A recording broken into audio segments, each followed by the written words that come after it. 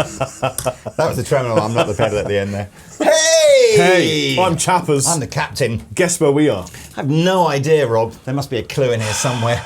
We're at Andertons.co.uk in the heart of Guildfordshire in England. Looking at these stunning Earthquaker devices. I think it's going to snow today, Rob.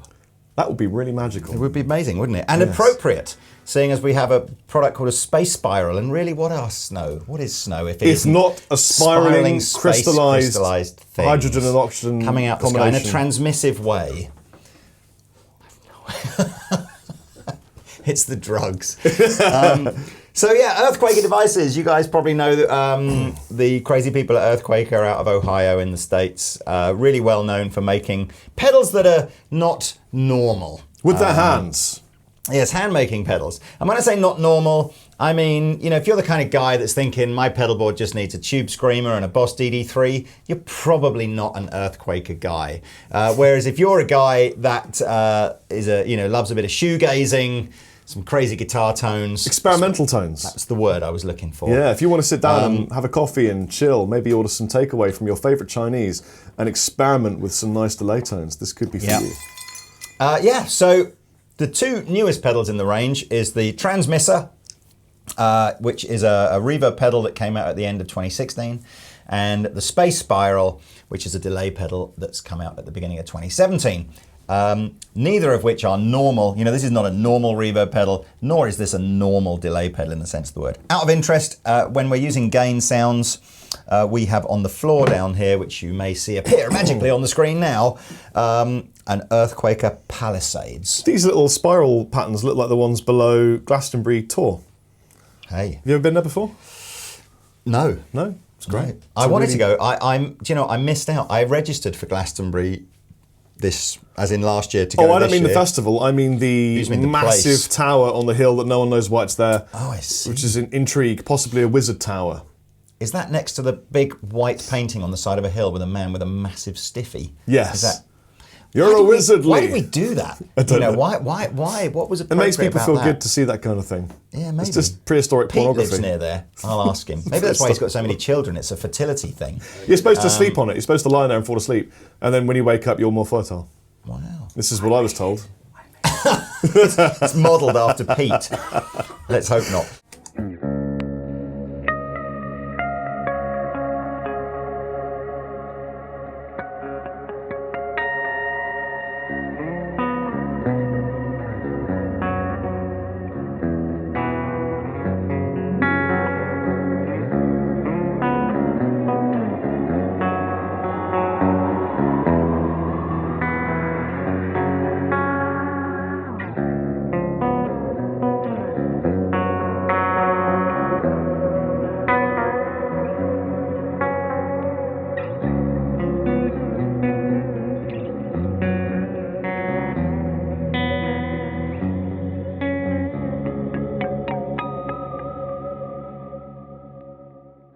Okay, so look, back in the room. So the Transmisser, some of the knobs on here are, you know, kind of normalish. So things like decay and mix, for example, are, you know, so here is our Fender Hot Rod Deluxe. And we're using the Hot Rod Deluxe because the sort of the more chimey, clean, traditional kind of vibe seems to Well, it shows off better. the pedal better, doesn't it, really? Yeah. So that's our bass sound.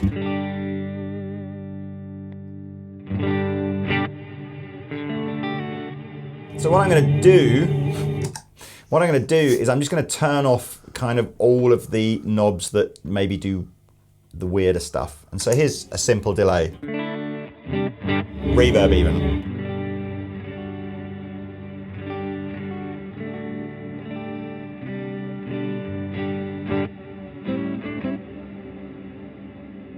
And even like on its minimum setting, you can see it's way more reverb than you'd get from a normal pedal. And then we're into weird stuff. So here, you take the thing. I'll take the thing, Lee. Take the thing. I'll put it in this really affordable PRS. Darkness, frequency, warp, and rate are all doing slightly more unusual stuff for the reverb. Things like rate will add some modulation. Warp is a pitch shift vibe. Darkness is a sort of a tone control for the reverb. Yeah. And frequency adjusts, allows you to just do a frequency sweep on the reverb, and at the beginning of the video, when you saw me pick up the expression pedal and do this and change sounds, essentially that frequency control was what I was able to control from any pedal like this, plugged in to the side of the... It's very sturdy. Yeah. So here we go. Let's just do some weird stuff just to give you an idea.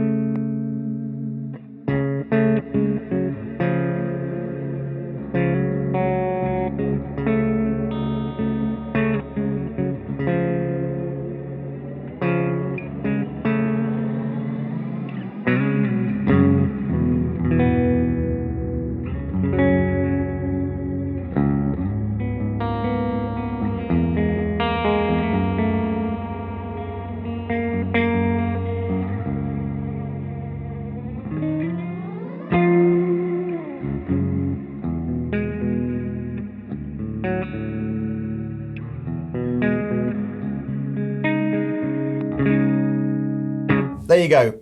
One of the things that they're very proud of is this warp control here is kind of like a real-time warp control. So as one note is played and the pitch shift of the reverb is at a certain place, if I adjust the warp and then play another note, what you'll hear is two lots of reverb, one at the original pitch and one at the altered pitch. Let's build a power chord. Yeah, it might be a bit... It's okay, I'll do my best. So ready go. It just sounds like so a you car can kind of engine. hear that you've got 2 or 3 different pitches of reverb going on in the background there. Anyway, that's one of the more experimental things. So that's the transmitter. The space spiral, hopefully you can see because of the color of the pedal and the way the graphics have been done, it's a little bit harder to read what they are. But essentially the top 3 here are time, repeat, and mix. So pretty traditional controls to have on a delay pedal. And then underneath you've got depth, shape, and rate, which all do the modulation that you can add to the delay. Lots of different ways you can use this pedal, because you can back off the delays and have it kind of like a thickener, or you can use like a chorus pedal or like a traditional delay. So it's got a lot of, it's a multifaceted beast. Yeah, and as you probably heard in the longer piece we did at the beginning, it is possible to get this thing to sort of I don't think they call it self-oscillate or whatever, but essentially where it goes into like infinite delay and it begins to sort of feed back on itself. So anyway, here you go. Here's a regular delay with no modulation.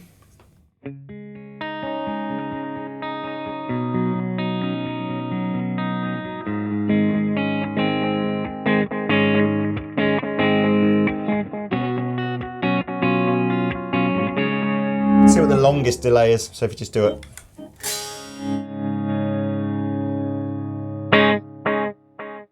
Okay, so that's the longest delay. It's an analog delay pedal, so you're not going to get those kind of 2 or 3 second delays, but it sounds like it's, I don't know, 700-800 millisecond kind of delay there.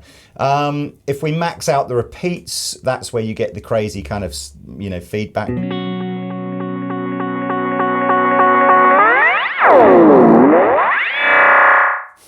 And you can do all those kind of 1970s sci-fi program effects on there.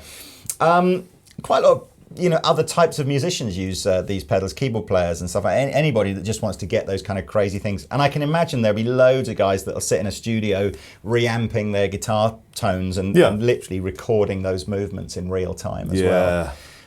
What's that worth? Well, let me just do the chorusy bit or the modulation bit. Do that. And then we'll tell you the pricing of them.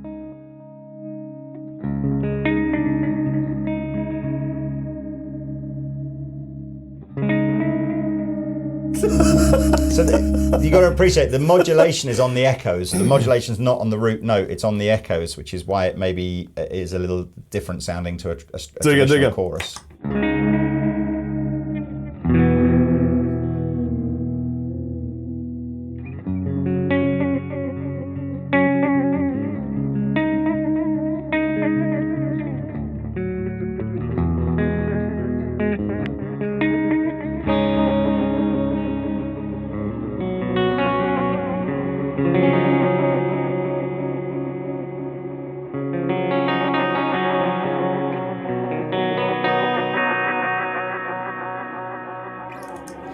So there you go.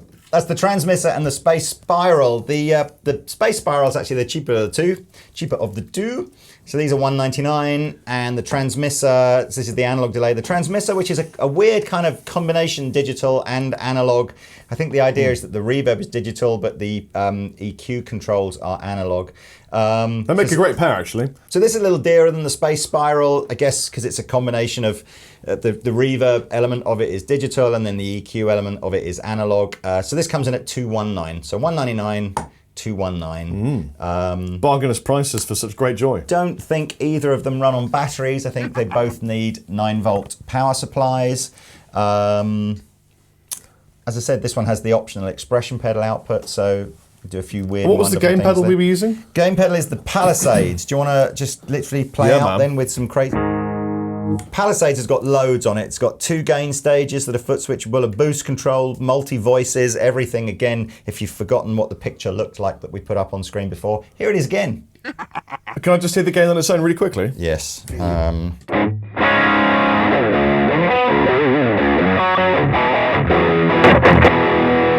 I put the boost in. I didn't know. That was mad. We've not had enough time to play with this. There are 6 different gain voices, 6 different bandwidth voices, a whole heap of switches I could plug in. This is basically voice number 3, bandwidth number 3, everything else about 12.